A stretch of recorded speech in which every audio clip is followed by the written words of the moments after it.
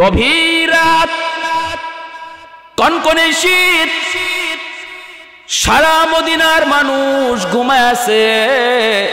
এমনকি শুধু মানুষ নয়, পাখপাখালি পর্যন্ত ঘুমায় রইছে। সবার চোখে ঘুম, ঘুম নাই শুধু একজনের চোখে। তিনি আর কেউ নন, তিনি অর্ধ পৃথিবীর বাদশাহ, খলিফাতুল মুসলিমিন, আমিরুল মুমিনিন হযরত ওমর। বের হয়ে গেলেন রে ভাই, সদ্য বেশে তিনি বের হয়ে গেলেন। সাথে তিনি খাদেম খুদ্দাম নিয়ে চলতেন না, একা একা তিনি চলতেন। খাদেমও সাথে রাখতেন না, বডিগার্ডও সাথে রাখতেন না, কাউকে পাশে নিতেন না, একা একা তিনি বের হতেন। রাতের অন্ধকারে ওমর বের হয়ে গেছেন। মদিনার পাশের একটা এলাকা, ওই এলাকার ভিতরে যায় হযরত ওমর ঢুকলেন। হঠাৎ করে দেখতে পেলেন রাস্তার কিনারায় একটা ভাঙ্গা ঘর। এই ঘরের ভিতরে মিটি মিটি আলো জ্বলতেছে। আলো দেখা যায় রাত বাজে 12টা। এত রাত ঘরের ভিতরে আলো কেন? এত রাত এই ঘরে আলো জ্বলে কেন? মনে হয় কোনো মন্দ লোকের আড্ডা বসেছে। হযরত ওমর আর একটু আগে গেলেন, দরজার কিনারায় যেয়ে তিনি কান লাগালেন। কান লাগা হযরত ওমর শুনতেছেন ঘরের ভিতরে একজন মা 3টা অবুঝ বাচ্চারে বুঝ দিতেছে। বাচ্চাগুলি কান্দে, বাচ্চাগুলি কান্দে, আর মা সন্তানগুলিরে বুঝ দিতেছে আর কই, বাবা রে একটু ঘুমাও, একটু ঘুমাও। এই যে মা রান্না করতেছি, এই যে মা চুলার মধ্যে আগুন জ্বালাইছি, কিছুক্ষণের ভিতরেই খানা পাক হয়ে যাবে, তোমরা একটু ঘুমাও। এই বইলা মা তাদেরকে সান্ত্বনা দেয়। হযরত ওমর দরজার পাশে থেকে আওয়াজটা শুনতে পেয়ে বলতেছেন, মা, ও মা, এত রাতে বাচ্চাগুলি কেন কান্দে আর চুলার মধ্যে আগুন জ্বলে কেন? এই বলতেই মা মহিলায় আওয়াজ দেয়া কই, মুসাফির, মনে হয় তুমি রাস্তা ভুল করেছ। ওমর বলেন, না, আমি রাস্তা ভুল করি নাই, আমি সঠিক পথেই যাইতেছি। হঠাৎ দেখলাম ঘরের মধ্যে একটু আলো, বাচ্চাগুলির কান্না, এজন্য তোমাকে জিজ্ঞেস করি গো মা, বাচ্চাগুলি কেন কান্দে, কি জন্য কান্দে, আর চুলার মধ্যে আগুন জ্বলে কেন? মহিলায় কই, মুসাফির, তুমি তোমার পথ ধরে চলে যাও, আমাকে তুমি প্রশ্ন করে কাঁদায়ও না গো, আমার মনের যন্ত্রণা তুমি আর বাড়ায়ও না। হযরত ওমর কই, মা গো কি হয়েছে একটু কও না। মহিলায় কই, বাবা মুসাফির, তাহলে তুমি যখন শুনতে চাও শোনো। এই বাচ্চাগুলি হলো আমার বাচ্চা, আর আমার স্বামী আজ কয়েক বছর আগে তিনি জিহাদের ময়দানে যে শহীদ হয়ে গেছেন। আমার স্বামী রেখে যাওয়া 3টা সন্তান আমার কাছে আমানত। এই বাচ্চাগুলি এতিম, শহীদের 3টা বাচ্চা আল্লাহর রাস্তায় শহীদ হয়েছেন আমার স্বামী। এই শহীদের 3টা বাচ্চা নিয়া আমি মা বড় অসহায়। বাচ্চাগুলির আমি কি করে খাওয়াবো? বাচ্চাগুলি আজকে 3 দিন হয়ে যায়, আমি মা মাঝে মাঝে কিছু কাম কাজ কইরা তাদেরকে খাওয়াইতাম, কিন্তু আজকে 3 দিন হয়ে যায় আমার ঘরে খানা নাই, খানা নাই।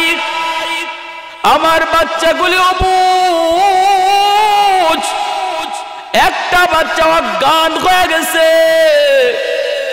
সন্ধ্যা থেকে তাদের কান্না আর কান্না, ক্ষুধার যন্ত্রণায় কান্না অবুক দিয়ে বের হয় না।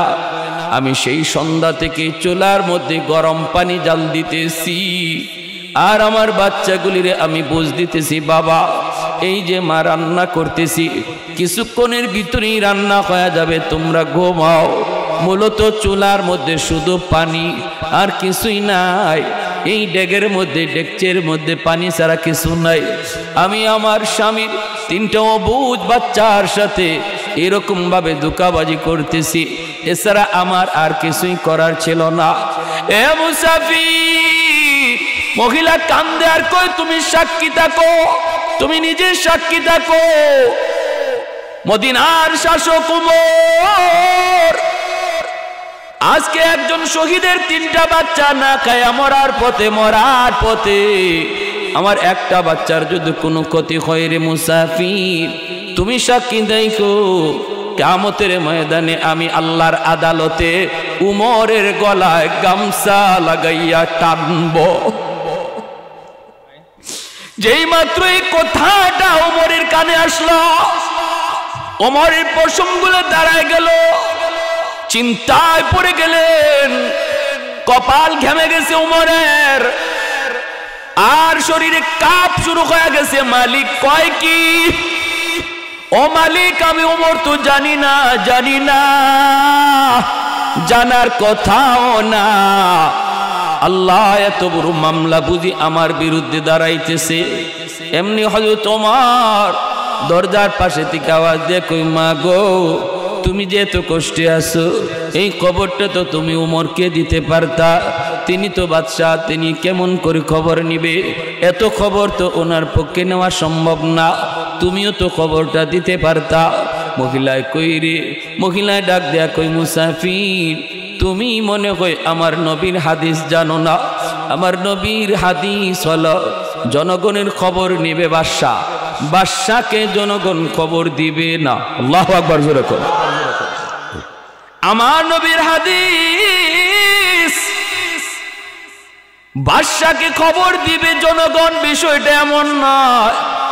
জনগণের হালত জানবে বাদশাহ, জনগণের কোথায় কি প্রয়োজন, কোথায় কোন সমস্যা, এই খবর নেবে বাদশাহ সরকার। সরকারকে খবর দেওয়া নবীর হাদিস নয়।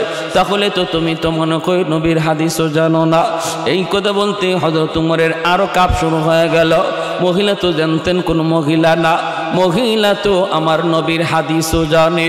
সাথে সাথে ওমর আর দেরি করলেন না, একটা দৌড় দিলেন, মা গো, ও মা, আমি দেখি তোমার একটু উপকার করতে পারি কিনা।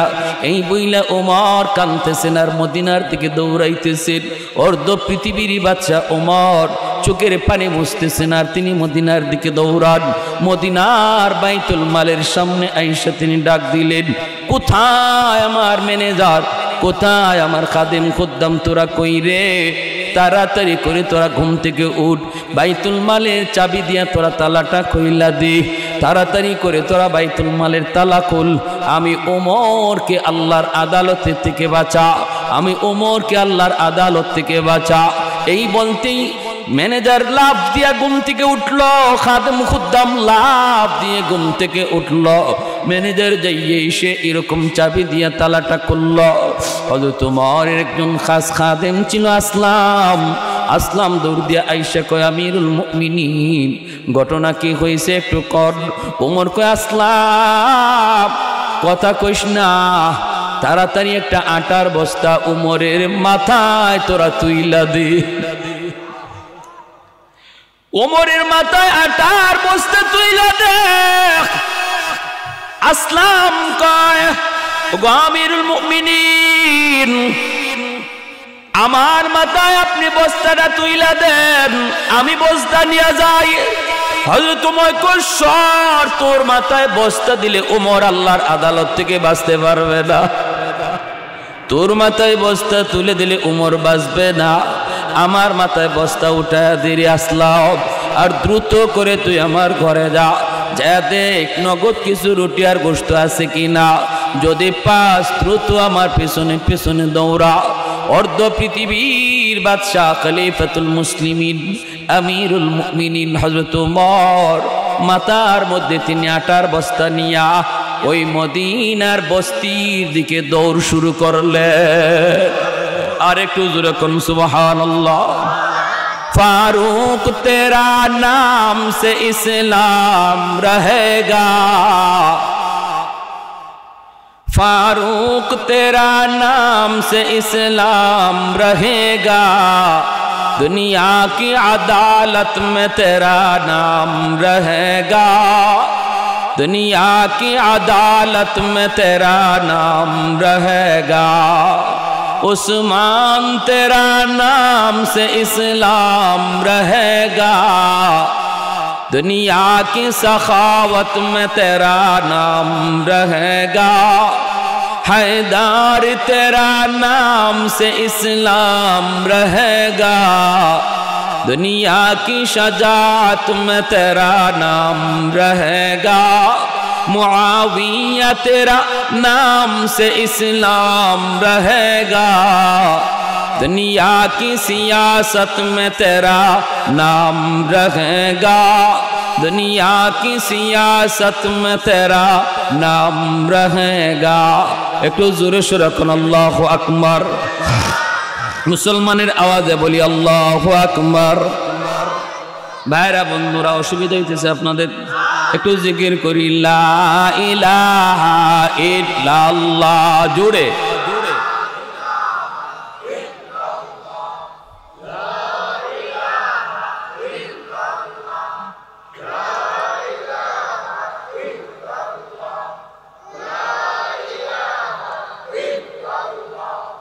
লা ইলাহা ইল্লাল্লাহ,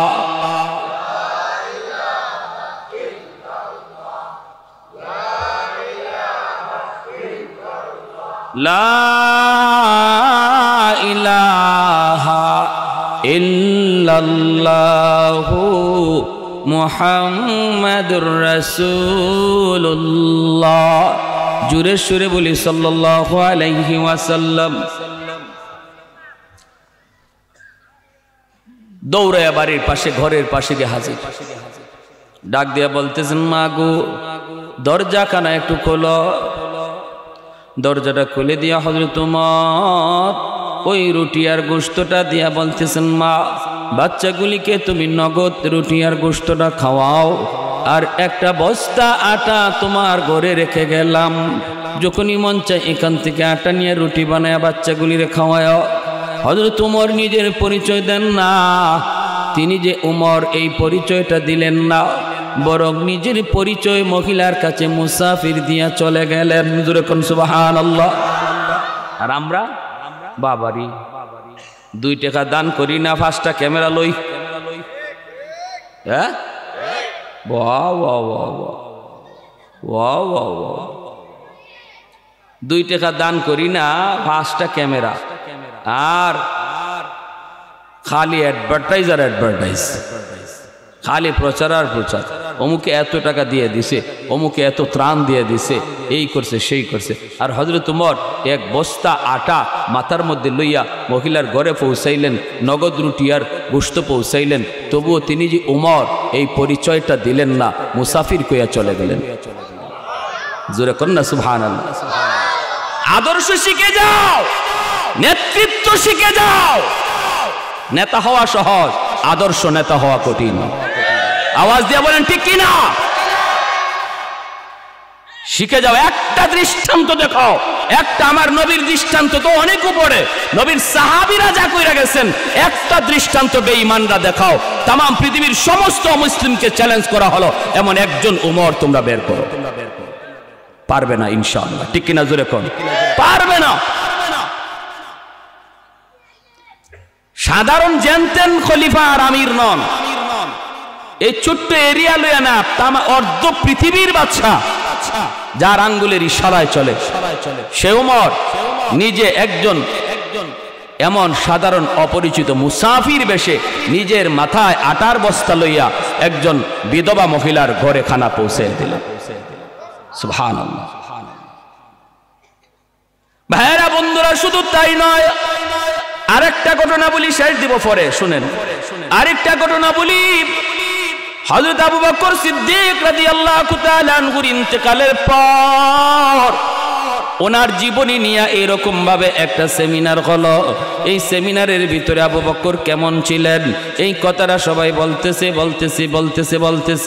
ওই অবস্থায় দেখা গেল একজন মানুষ, গ্রামের মানুষ কয়, আমি আবু বকর সম্পর্কে একটা কথা জানি। কি কথা তুমি জানো? কয়, সকালবেলা তিনি আমাদের বস্তির একটা রাস্তা দিয়ে তিনি ঢুকতেন, এই দিক দিয়ে তিনি যাইতেন, কোথায় যাইতেন আমরা কেউ জানতাম না। প্রতিদিন ওই গলিটা দিয়ে তিনি ঢুকতেন, আর কোথায় যেন যাইতেন আমরা কেউ জানি না। এটা আমি তার সম্পর্কে জানি। হযরত ওমর ফারুক রাদিয়াল্লাহু তাআলা আনহু তিনি খলিফা হওয়ার পর, বাদশা হওয়ার পর তিনি মনে মনে ভাবতেছেন ঘটনা কি, আবু বকর কেন এই রাস্তা দিয়ে এই গলি দিয়ে যাইতেন, আমি একটু যাব। হযরত ওমর তিনিও এই গলিটা দিয়ে রাস্তা শুরু করলেন, হাঁটা শুরু করলেন। কিছু দূর যাবার পর তিনি দেখতে পেলেন রাস্তার মধ্যে দুর্গন্ধ, এত দুর্গন্ধ। ওমর মনে মনে ভাবতেছেন এই রাস্তা এত দুর্গন্ধ কেন? মানুষজন কেউ আসা যাওয়া করে না। ওমর তবু সামনের দিকে আগাইতেছেন। আবু বকর কেন এই রাস্তা দিয়ে তিনি যাইতেন, আমার একটু দেখতে হবে। ওই অবস্থায় ওমর সামনের দিকে যখন আগায় দেখেন রাস্তার ড্রেনের পাশে একটা লোক পইরা আছে, একটা বুড়া মানুষ, চোখে দেখে না, সারা শরীরটা তার পচে গেছে, দুর্গন্ধ বের হয়, কুষ্ঠরোগী। তার শরীরের পচা গন্ধের কারণে কেউ এই রাস্তা দিয়ে আয় না, যায় না। এই লোকটা এই রাস্তায় আসে বিদায় কেউ এই রাস্তা ব্যবহার করে না। হযরত আবু বকর তিনি যখন খলিফাতুল মুসলিমিন, তিনি এই রাস্তা দিয়ে তিনি যাইতেন। হযরত ওমর তিনি জানতে পারছেন আবু বকর হালুয়া নিয়ে যাইতেন। ওমর তিনি হালুয়া নিয়েই রওনা দিছেন। যাইতে যাইতে তিনি বুঝে গেলেন আবু বকর তো এই মানুষটার কাছেই তিনি আসতেন, যেই মানুষটা চোখে দেখে না, রাস্তার মধ্যে পইরা রইছে, রিজিকের কোনো ব্যবস্থা তার কেমনে হবে কেউ জানে না। আবু বকর খলিফাতুল মুসলিমিন হইয়া তিনি হালুয়া পাকাইয়া ওই কুষ্ঠ রোগীটারে নিজের হাতে হালুয়া খাওয়াইতেন। অর্ধ পৃথিবীর বাদশা ওমর তিনিও হালুয়া নিয়ে ওই মানুষটার কাছে যাইয়েই যেই মাত্র তারে হালুয়া দিতে চাইলেন, এমনি ওই অন্ধ লোকটা কুষ্ঠরোগী মানুষটাই কয়, বাবা রে, আজকে একদিন 2 দিন পার হয়ে গেল, তুমি আসতেছো না, ঘটনা কি? ও বাবা, আমি তো পেটের ক্ষুধায় অস্থির হয়ে গেছি, হযরত আবু বকর তিনি তো ইন্তেকাল করেছেন, 2 দিন হয়ে গেছে। এই কুষ্ঠ রোগী জানে না, কেউ তারে খবরও দেয় না। সে মনে করছে আবু বকর তিনি আসছেন খানা নিয়া। হযরত ওমর নিজের পরিচয় দেন না। ওমরও বলতেছেন, বাবা উনি কয়েকদিন ব্যস্ত আছিলাম, ঝামেলা ছিল, এই জন্য আসতে পারি নাই, ঝামেলার কারণে আসতে পারি নাই। ঠিক আছে, আমি তোমার খানা খাওয়াইতেছি। এই বইলা যেই মাত্র তিনি হাতের মধ্যে হালুয়াটা নিয়ে তারে খাওয়াইবেন, যেই মাত্র হাতটা মাত্র মুখে দিছেন, এমনি লোকটা কয়, মিয়া তুমি আমার ওই প্রথম লোকটা না, তুমি আমার ওই লোক না, তুমি অন্য কেউ, তোমার পরিচয় দেও। কোথায় আমার সেই লোক, কোথায় আমার সেই বাবাজান, কোথায় আমার সেই বাবাজান, যেই বাবাজান আমারে খাওয়াইতো, তুমি সেই লোক না। হযরত ওমর কয়, কেমনে তুমি বুঝলা আমি সেই লোক না? কয়, কারণ হলো আমার বাবা প্রতিদিন আমারে খাওয়াইতো, হাত দিয়া না, হাত লাগাইলে পরে হাতটা আমার টুটে যখন লাগে, নখের কারণে আমার এই আক্রান্ত জায়গায় আমি ব্যথা পাইতাম। যেদিন আমি ব্যথা পাইছিলাম, এরপর থেকে সে আর হাত দিয়া খাওয়াইতো না, বরং সে মুখের মধ্যে হালুয়া লইয়া এই মুখ দিয়ে আমাকে আমার মুখে তুলায়া দিত। তুমি আমার সেই লোক না। ওমর সাথে সাথে চোখের পানি জড়াই আল্লাহর কদমে সেজদায় পড়ে গেলেন। ওমর কান্দের কই, মালিক আমি তোমার আবু বকরের মতো হতে পারবো না, জিন্দেগি দিয়া দিল আমি আবু বকরের দ্বারে কাছে যাইতে পারবো না। হযরত ওমর কান্দের কই, মালিক তুমি আমার নবীর সাহাবী আবু বকর রে কোন মাটি দিয়া বানাইছো গো? খলিফাতুল মুসলিমিন কইয়া নিজের মুখে হালুয়া লইয়া কুষ্ঠ রোগীরে খাওয়ায়া যায়। হযরত ওমর নিজের পরিচয় দিয়া কয়, বাবা তোমার সন্তান যে তোমার এতদিন খাওয়াইছে জানোনি সে কে? কয়, বাবা আমারে কোনোদিন পরিচয় দেয় নাই, আমি প্রতিদিন বলছি বাবা তুমি কেডা আমারে একটু কও, একদিনও নিজের পরিচয় দেয় না। হযরত ওমর কই, তিনি আর কেউ নন, তিনি ছিলেন মদিনার বাদশা যার নাম আবু বকর। আজ 2 দিন হয় তিনি দুনিয়ার জগৎ ছেড়ে চলে গেছে। কয়, তুমি কেডা? কয়, আমি ওমর। ভাইরা বন্ধুরা, এমনি লোকটা কয়, বাবা ওমর। আবু বকর আমারে কোনোদিন নিজের পরিচয় দিল না। আমি কিন্তু মুসলমান না, আমি একজন ইহুদি, কিন্তু আমার মনে মনে তামান্না ছিল আমি আবু বকরের হাত ধরে কালেমা পড়ে মুসলমান হব। আজকে সেই সুযোগটা তো পাইলাম না। তুমি ওমর হাতটা বাড়ায় দাও।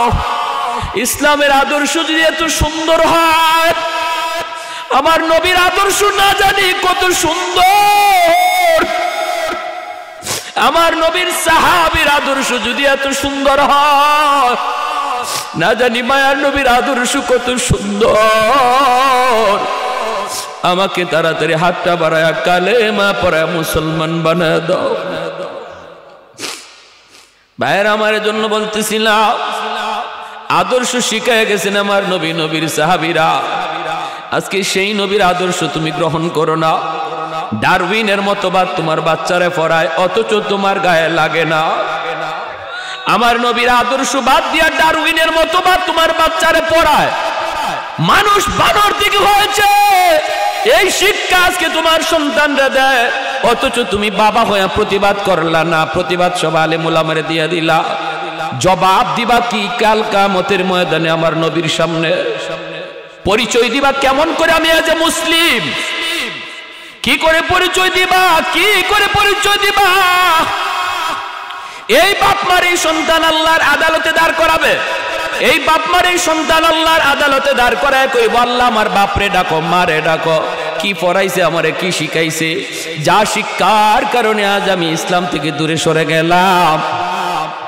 হযরত আবু ফারুক, ওমর ফারুক রাদিয়াল্লাহু তাআলা আনহু, তিনি ওই বাচ্চাগুলির খাওন দিয়া মহিলাকে তিনি আটার বস্তা বুঝায়া দিয়া হযরত ওমর তিনি দরজার বাহিরে চলে আসলেন। বাচ্চাগুলি মনের আনন্দে হাসতেছে, আনন্দ করতেছে। আর বাচ্চাগুলি কইতেছে, আম্মা মনে হয় মুসাফির, মুসাফির না, মনে হয় মুসাফিরে বেশি আল্লাহ ফেরেশতা পাঠাইছে। আল্লাহু আকবার। মুসাফিরে বেটে আল্লাহ মনে হয় ফেরেশতা পাঠাইছে। মাও খুশি, বাচ্চাগুলাও খুশি। ওই অবস্থায় সবাই আনন্দে বাচ্চাগুলি খানা খায়। হযরত ওমর দরজার পাশে দাঁড়াইয়া কান লাগায় লাগায় তিনি শুনতেছেন। আসলাম ওনার খাদেম কয়, হযরত ওগো আমিরুল মুমিনিন, ওই যে দেখা যায় কিছুক্ষণ পরে ফজরের আজান হয়ে যাবে, আজানের টাইম হয়ে গেছে। ফজরের আজান হলে পরে মসজিদে নববীর ইমামতি আপনাকে করতে হবে। আপনি যেমন অর্ধ পৃথিবীর বাদশা, তেমন আপনি মদিনার মসজিদের ইমাম। মদিনার মসজিদে ফজরের নামাজ আপনাকে পড়াইতে হবে। অতএব চলেন, দেরি হয়ে যাইতেছে। আমিরুল মুমিনিন খলিফাতুল মুসলিমিন ওমর ডাক দিয়া বলতেছে, আসলাম একটু পরে যা, পরে যা। আমার চোখের পানি এখনো বন্ধ হয় নাই রে। এই বাচ্চাগুলির একটু হাসি আনন্দ শুনলে আমার চোখের পানিটা বন্ধ হবে।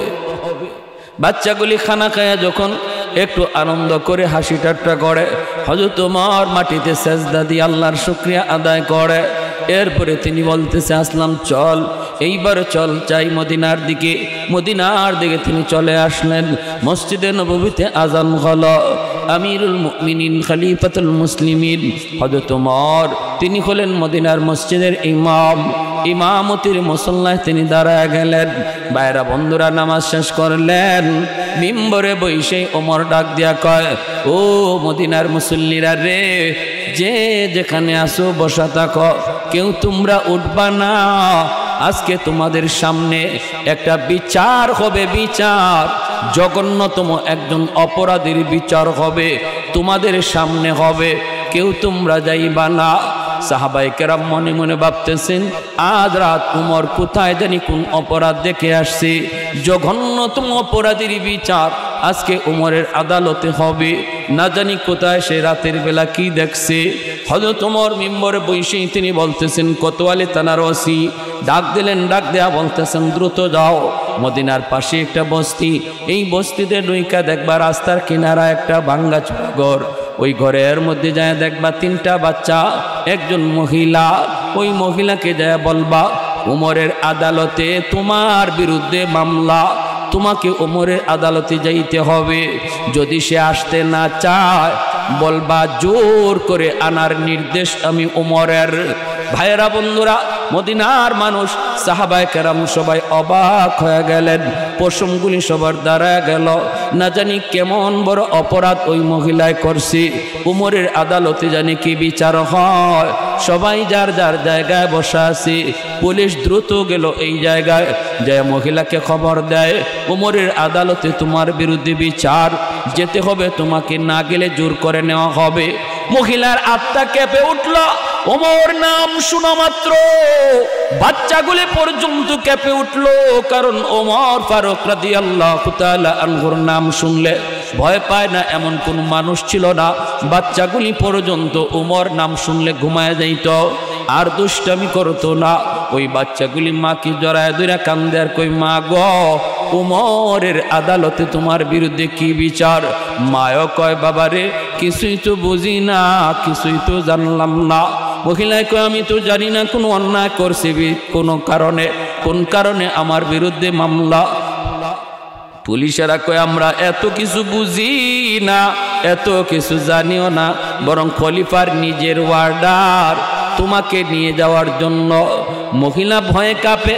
যেই বাচ্চা দুইটা হাঁটতে পারে এই বাচ্চাগুলিও মাকে জড়ায় কয়, মা গো, ও মা, তুমি যে রাতের অন্ধকারে মুসাফিরের সামনে বলছিলা উমরের গলায় গামছা লাগাইবা, আল্লাহর আদালতে মনে হয় ওই মুসাফির যায়া উমরকে সব বইলা দিছে গো মা, মনে হয় মুসাফির গিয়া উমরকে বইলা দিছে। মুসাফির আমাদেরকে খানা খাওয়াইছে ভালো কথা, কিন্তু এই কথা শুনাইয়া কত বড় বিপদে ফালাইছে। মহিলায় কয়, ঠিক আছে, আমাকে টানাটানি করা লাগবে না, জোর জবরদস্তি করতে হবে না, আমি নিজের ইচ্ছায় যাব। এই বইলা মহিলা রওনা দিয়া দিল। দুইটা বাচ্চা মার দুই দিকে ধরা, দুধের বাচ্চাটা মায়ের কুলে। এই অবস্থায় মহিলা মদিনার দিকে রওনা দেয়। কলিজাটা কাঁপতেছে। মহিলা আল্লাহর কাছে কান্দে আর কয়, মালিক, জীবনে কোনোদিন অপরাধ করি নাই, কোনো অন্যায় করি নাই, আজকে ওমরের আদালতে আমার বিরুদ্ধে মামলা। ও মালিক, আমার স্বামীর শাহাদত যদি তোমার দরবারে কবুল হয়ে থাকে, আমার স্বামীর খাতিরে আমার ইজ্জত তুমি রক্ষা কইরো। আমার স্বামীর তিনটা ইতিম বাচ্চার মুখের দিকে তাকাইয়া আল্লাহ তুমি আমার ইজ্জতটা আজকে রক্ষা কইরো। আমার তিনটা অবুঝ বাচ্চা যদি মাকে হারায়, এরা কারে নিয়ে বাঁচবে? কার গলা ধইরা আমার বাচ্চাগুলি ঘুমাবে? এই বইলা বইলে মহিলা সেই মদিনার দিকে রওনা দিয়া দেয়। ভাইরা বন্ধুরা, আসতেছে আসতেছে এই দিকে হযরত ওমর মিম্বরে বসে অপেক্ষায়। মদিনার মসজিদে যেই মাত্র ঢুকবে, ওমর দেখে ফেলছেন দরজার পাশে, হাত দিয়ে ইশারা দিয়া বলেন, মাঝখান দিয়া রাস্তা করে দাও, তোমরা মাঝখান দিয়া রাস্তা করে দাও। মহিলা গেইটের ভিতরে ঢুকেই ঝাপসা ঝাপসা তাকায় দেখে মিম্বরে যেই মানুষটাকে বসা দেখা যায়, ইনি তো অবশ্যই ওমর, ইনি তো অবশ্যই আমিরুল মুমিনিন, কিন্তু চেহারাটা গত রাতের মুসাফিরের মতো। ভয় অন্তর আত্মা কাইপা উঠল। মহিলা আরো ভয় পেয়ে গেল।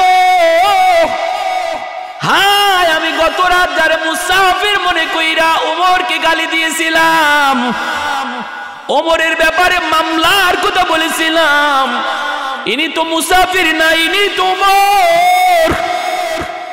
তাহলে ওমরকেই বুঝি আমি এত শক্ত কথা বলছি?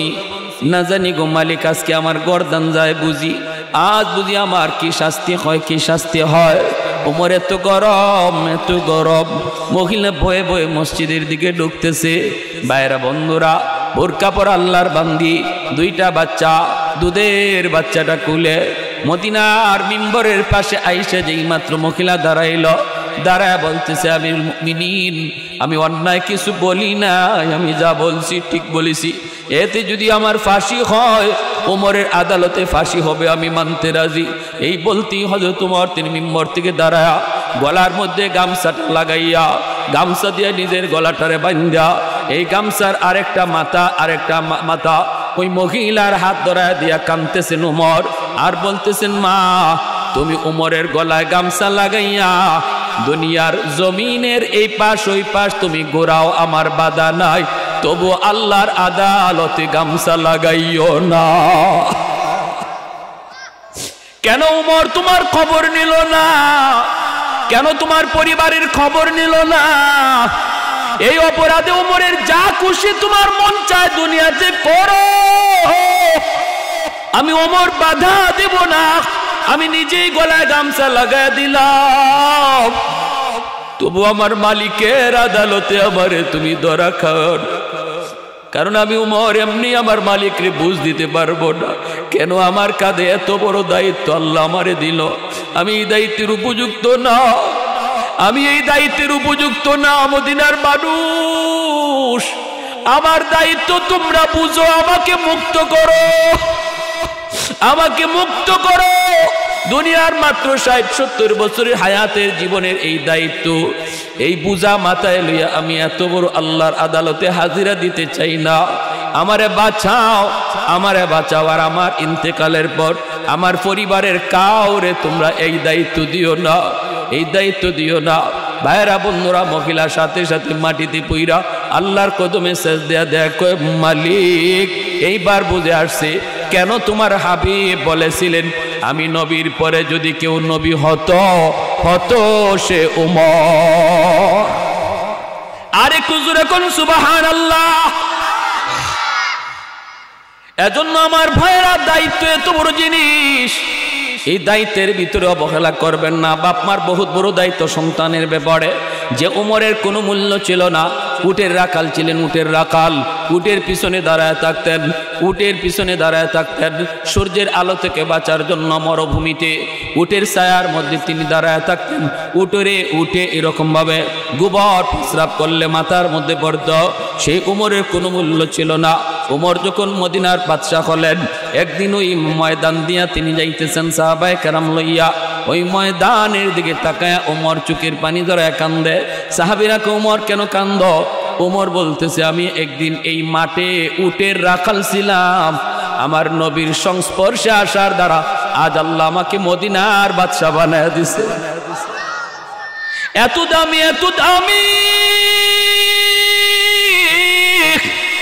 এত দামি আল্লাহ আমাকে বানাইছে। আমার নবী রহমতের নবীর সাথে এত আত্মার সম্পর্ক তৈরি হয়ে গেছিল রে আমার ভাই। মায়ার নবী রাতের বেলা স্বপ্ন যুগে কার সাথে দেখা করেন? উমর এই খবরও রাখতেন। সুবহানাল্লাহ। আল্লাহ নবী আজ রাত কারে কারে স্বপ্নে দেখা দিছেন এই খবর উমর জানতেন। কি বুঝলেন? হযরত আলী রাদিয়াল্লাহু তাআলা আনহু তিনি একদিন মসজিদে ঘুমাইছেন, স্বপ্ন যুগে দেখতেছেন আল্লাহর নবীর পাশে বসা, নবীজিকে নিয়ে সাহাবায়ে কেরাম আরো অনেকেই বসা, হযরত আলীও বসা। হযরত আলীর সাথে নবীর সম্পর্ক কি? জামাই শ্বশুর, জানেননি এটা? তো পাশে বসা নবীজির কাছে এক মহিলা খেজুর নিয়ে আইছে, বাগানের প্রথম খেজুর। আইসা বলতেছে, নবী গো, আমার বাগানের প্রথম খেজুর, আমার মন চায় এই খেজুরগুলি আপনি আপনার সাহাবায়ে কেরামের মাঝে বন্টন করে দেন। আল্লাহর নবী সাহাবায়ে কেরাম সবাইকে দিতেছেন 4টা 5টা করে। হযরত আলীর কাছে আইসাই নবী দিয়েছেন একটা। হযরত আলী কোনো কথা বলেন নাই, মনে মনে ভাবতেছেন, আইরে নবী আমারে একটা দিলেন কেন? আমার যদি 4-5টা দিতেন তাহলে আমার হাসান হুসাইনকে দিতে পারতাম, ফাতেমারও দিতে পারতাম। নবী আমারে দিলেন একটা, হইল নি তো কিছু তো আর কওয়া যায় না, কারণ শ্বশুর আবার রহমতের নবী, কোনো কথা কইলেন না, চুপচাপ। এই খেজুরটা নিয়া তিনি মুখে দিয়ে দিয়েছেন একটাই, যখন এটা আর হাসান হুসাইনকে দিবেন কি, নিজেই খাই লিছেন, মুখে দিয়ে দিয়েছেন। ফজরে আজান হয়ে গেছে, হযরত আলীর ঘুম ভাঙছে। হযরত আলী বলেন, আজানের লগে লগে আমার যেই মাত্র ঘুম ভাঙছে তখন আমি দেখি আমার মুখে এই খেজুর এখনো আছে। স্বপ্নে খাওয়া খেজুর ঘুম থেকে জাগিয়ে দেখি আমার মুখে আছে। এই আজানের পরে আমি মসজিদে নববীতে গেলাম, ফজরের নামাজ পড়লাম। নামাজ পড়েন হযরত ওমর, তিনি খলিফাতুল মুসলিমিন, তিনি ইমাম, যিনি বাদশাহ তিনি ইমাম, যিনি বাদশাহ তিনি ইমাম। নামাজ পড়াইলেন মদিনার মসজিদে মিম্বরে, আমাদেরকে নিয়ে এইভাবে গুল হয়ে বসলেন। ফজরের পরে হঠাৎ করে দেখি ওই স্বপ্নে দেখা এক বুড়া মহিলার মতোই এক মহিলা লাঠিতে ভর দিয়া খেজুর লইয়া হযরত ওমরের সামনে আইছে। আমার স্বপ্নের কথা মনে পড়ে গেছে, আমি আজ রাত তো স্বপ্নে আমি এটাই দেখলাম। তো এই মহিলা ঘটনা কি? তো আয়েশা বলতেছে, খলিফাতুল মুসলিমিন, আমার বাগানের প্রথম ফসল, মন চায় নবীর সাহাবীদেরকে নিয়ে আপনি প্রথম ফসলটা খাবেন। তো হযরত ওমর থলিটা হাতে নিছেন, নিয়ে সবাইরে 4টা 5টা করে দিতেছেন।